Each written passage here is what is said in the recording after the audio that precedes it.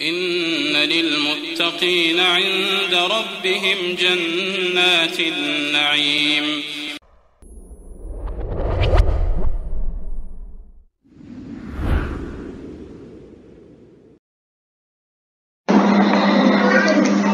الحمد لله حمدا كثيرا طيبا مباركا فيه كما يحب ربنا ويرضاه، وأشهد أن لا إله إلا الله وحده لا شريك له، وأشهد أن محمدا عبده ورسوله صلى الله عليه وعلى آله وصحبه وسلم تسليما كثيرا. أما بعد, kita memasuki hadis yang ke-21 dari kitab Jawami'ul Akhbar karya Al-Allamah Abdurrahman bin Nasir As-Sa'di rahimahullahu ta'ala. Al-Hadithul Hadi wal-Ishrun, hadis yang ke-21. Khisalul Fitrati.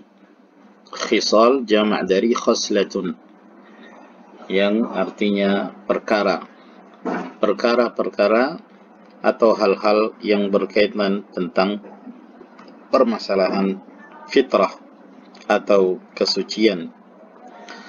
An Aisyah radhiyallahu anha qalat qala Rasulullah sallallahu alaihi wa ala alihi wasallam, ashrun minal fitrati qassu syaribi wa i'fa'ul lihyati wassiwaku wastinshaqul ma'i wa qassul adfari wa ghaslul barajimi wa nadful ibti wa halqul 'anati wa intiqasul ma'i ya'ni al-istinja'a.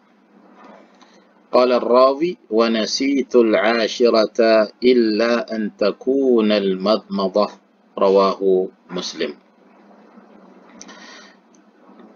Hadis ini diriwayatkan dari Ummul Mukminin Aisyah radhiyallahu taala anha.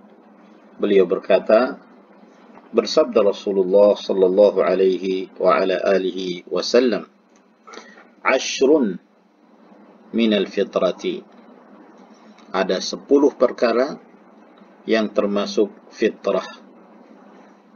Yang dimaksud fitrah adalah sesuatu yang Allah subhanahu wa ta'ala menciptakan hamba-hambanya di atasnya, di mana hamba-hamba Allah Azza wa Jal ini telah ditetapkan fitrah pada dirinya untuk cinta kepada kebaikan, untuk selalu mendahulukan yang baik daripada yang buruk, membenci hal-hal yang jelek. Itu asal fitrah manusia. Oleh karena itu, asal fitrah seorang yang baru terlahir ke dunia ini adalah Islam. Kullu mauludin yuladu 'alal fitrah. Kata Nabi sallallahu alaihi wasallam, setiap anak itu dilahirkan di atas fitrah.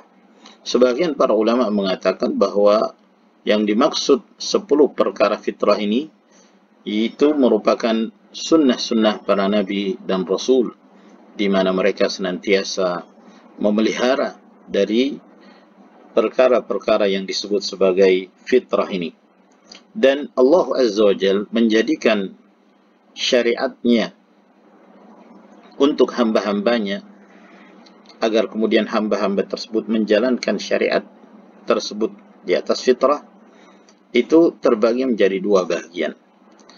Ada fitrah yang menyucikan hati dan menyucikan qalbu seorang hamba, dan itu berkaitan dengan perkara-perkara batin, yaitu beriman kepada Allah subhanahu wa ta'ala, cinta kepada Allah, takut hanya kepada Allah Jalla wa'ala, mentauhidkan Allah tabarak wa ta'ala, bertawakal dan yang lain sebagainya. Yang kedua adalah fitrah yang berkaitan dengan kebersihan atau hal-hal yang zahir untuk jasmani seorang manusia. Maka inilah yang dimaksud di dalam hadis ini, yaitu fitrah yang berkaitan dengan penampilan jasmaninya. Maka disebutkan oleh Nabi sallallahu alaihi wasallam beberapa perkara-perkara yang termasuk fitrah. Yang pertama, qassus syaribi. Qassu, memangkas. Asyarib, kumis. seorang lelaki dianjurkan untuk memangkas kumisnya apabila sudah memanjang, apalagi kalau sampai menutupi bibir bagian atasnya, maka hendaknya dipangkas, ya. Apakah dengan cara memangkasnya, memotongnya, atau dengan cara menghabiskan seluruhnya. Yang kedua, wa i'fa'ul lihyati, dan memelihara jenggot. Bagi kaum lelaki, memelihara jenggot merupakan perkara yang wajib berdasarkan perintah yang datang dari Nabi sallallahu alaihi wasallam, bahwa Nabi sallallahu alaihi wasallam mengatakan, qassus syawarib wa a'fu al-liha. Hendaknya kalian memangkas kumis-kumis kalian dan hendaknya kalian membiarkan jenggot-jenggot kalian. Wasiwaku, yang ketiga adalah bersiwak. Dan apabila seorang memiliki batang siwak, yaitu yang berasal dari pohon arak, maka itu afdal. Namun jika tidak, maka membersihkan mulut, membersihkan gigi dengan menggunakan sikat gigi, maka ini termasuk di antara perkara fitrah yang dianjurkan di dalam syariat Allah Subhanahu wa taala. Rasulullah sallallahu alaihi wasallam mengatakan dalam riwayat Al-Imam Ahmad, as-siwaku mataharatun lil fami mardhatun lirabbi, bahwa bersiwak itu menyucikan dan membersihkan mulut dan mendatangkan ridha Allah Subhanahu wa taala. Kemudian yang berikutnya, wastinsyaqul ma', dan beristinsyak dengan menggunakan air. Terkhusus apabila seorang berwudu, maka dianjurkan baginya beristinsyak. Istinsyak yaitu memasukkan air, ya, ke dalam hidung sampai ke ujung hidung bagian atas, kemudian dikeluarkan, mengeluarkan air tersebut disebut istinthar. Dan pada saat seorang berwudu, merupakan perkara yang diperintahkan oleh Nabi sallallahu alaihi wasallam untuk melakukan istinsyak apabila dia berwudu. Wa qassul adfari, dan memotong kuku-kuku. Al-adfaru jama' dari al-dhufru, yaitu kuku. Ini juga termasuk di antara sunnah, termasuk di antara fitrah yang merupakan bagian dari perkara-perkara fitrah yang diajarkan oleh Rasulullah sallallahu alaihi wasallam, dan tidak membiarkan kuku tersebut memanjang. Wa ghaslul barajimi, dan mencuci atau membersihkan al-barajim.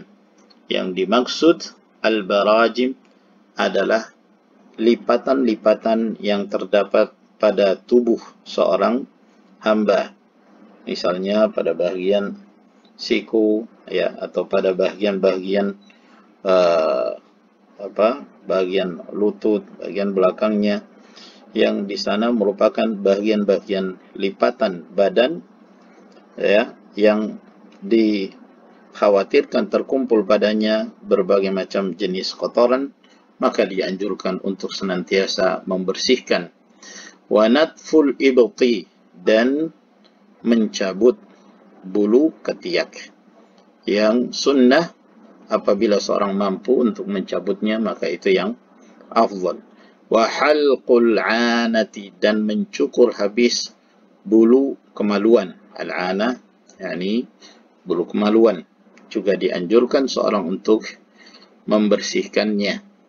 Wa intiqasul ma'i, dan intiqasul ma', lalu kemudian diterangkan yang dimaksud intiqasul ma' adalah al-istinja. Istinja apakah dengan menggunakan air, dan itu lebih afdal untuk membersihkan baik bagian kubul ataukah bagian dubur, atau dengan menggunakan selain air yang disebut istijmar, menggunakan batu, ya, atau menggunakan tisu, dengan adab-adab dan aturan-aturan yang telah diterangkan oleh Nabi sallallahu alaihi wasallam. Qala ar-rawi, berkata perawi hadis ini, wa nasitul ashirata, dan aku lupa poin yang ke-10, illa an takuna al-madmadah, kecuali Yang dimaksud dari poin yang ke-10 itu adalah al-madmadah. Al-madmadah yaitu berkumur-kumur, ya, menggerakkan, memasukkan air ke dalam mulut, lalu kemudian dia menggerak-gerakkan di dalamnya. Dan ini juga termasuk di antara perkara fitrah, dan dianjurkan dan diperintahkan ketika seseorang berwudu untuk senantiasa membersihkan bahagian-bahagian yang terdapat di dalam mulut seseorang, yaitu dengan cara madmadah, sebagaimana yang telah diajarkan oleh Nabi sallallahu alaihi wasallam tentang tata cara berwudu. Rawahu Muslimun, hadis ini diriwayatkan oleh al-Imam Muslim rahimahullahu ta'ala. Maka ini adalah perkara-perkara fitrah yang sepantasnya bagi seorang muslim, demikian pula muslimah, untuk senantiasa menghidupkannya dan mengamalkannya. Dan di sana ada riwayat yang lain yang menerangkan bahwa termasuk di antara sunnah fitrah adalah al-khitan, yaitu berkhitan, bersunat, yaitu memotong bagian tertentu pada kulit kemaluan seorang lelaki. Demikian pula untuk wanita, ada perselisihan di kalangan para ulama dalam perkara tersebut. Walhasil bahwa seorang muslim hendaknya berusaha menjaga kesuciannya yang batin, demikian pula yang zahir. Hendaknya mereka senantiasa memelihara hal ini, karena ini termasuk di antara hal-hal yang disyariatkan di dalam Islam. Ini juga menjelaskan kepada kita bahwa Islam senantiasa mengajarkan kebersihan, senantiasa mengajarkan kesucian kepada umatnya ini. Wa sallallahu ala nabiyyina Muhammadin wa ala alihi wa sahbihi wa sallama tasliman katsira walhamdulillahi rabbil alamin.